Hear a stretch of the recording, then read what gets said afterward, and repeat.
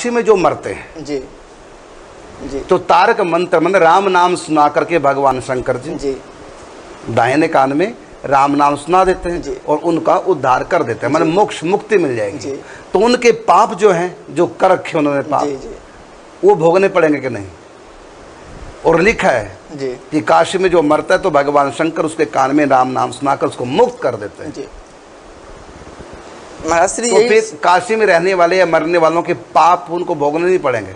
फिर तो खूब पाप करो काशी में, मरना तो काशी में ही है। जी। शंकर जी मुक्त तो कर ही देंगे राम नाम सुना करके, खूब करो काशी में पाप। जी। नहीं, महाराज श्री इसका उत्तर भागवत जी में है। 2 प्रकार की मुक्तियां, एक है सद्य मुक्ति, एक है क्रम मुक्ति। ये सब जो होते हैं ये क्रम मुक्ति में बस आते हैं। अब आया आप लाइन पे, यही मैं कहलवाना था कि वहां क्यों नहीं जा रहे, लाइन पे क्यों जी, नहीं आ जी, रहे। जी।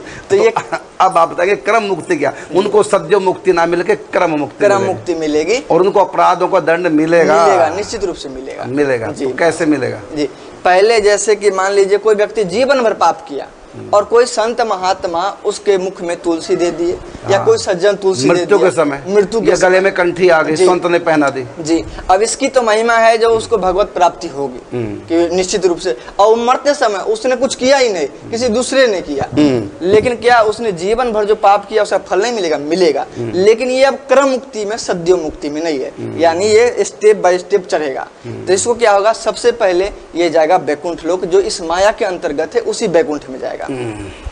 और वहां जाके वो इसके अनुसार 1 कल्प या 2 कल्प या 1000 वर्ष तक विष्णु लोक में निवास करेगा। इस ब्रह्मांड के अंदर ही, माने माया के उस पार नहीं जाएगा। नहीं जाएगा। हाँ, कंठी की कृपा से इसी ब्रह्मांड में जो विष्णु लोक है उसमें चला जाएगा, जहाँ कोई न दुख फिर है। जब उसका फल पूरा होगा जी, फिर वहां से वापस आएगा। कहाँ आएगा? और किसी सज्जन के घर में आएगा, किसी भक्त के घर में। जी, किसी वैष्णव उसी तुलसी कंठी की कृपा से जी वो भगत के घर में जन्म लेगा। जी।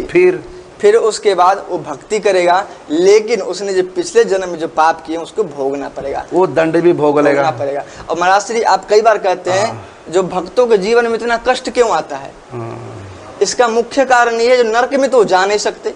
नरक में यदि जाएं तो 10, यदि किसी व्यक्ति का कत्ल किया तो 10 बार उनको फांसी लग जाए, वहाँ लोहे पे आके, गर्म लोहे पे चादर पे चढ़ाया जाए। लेकिन भगत तो नरक जा नहीं सकते। नरक जा नहीं सकते, तो उनका सारा पाप एक ही जन्म में नष्ट करना होता है और मनुष्य शरीर में ही करना होता है। तो ठाकुर काफी कुछ क्षमा भी करते हैं, बाकी भुगतान भी करते हैं। जी, इस कारण से भी मनुष्य के, भक्तों के जीवन में बहुत कष्ट होता है। तो पहले इसी जन्म में सारा कष्ट भोग के और फिर भक्ति करके फिर वो भगवत प्राप्ति परम योग में। बिल्कुल। अब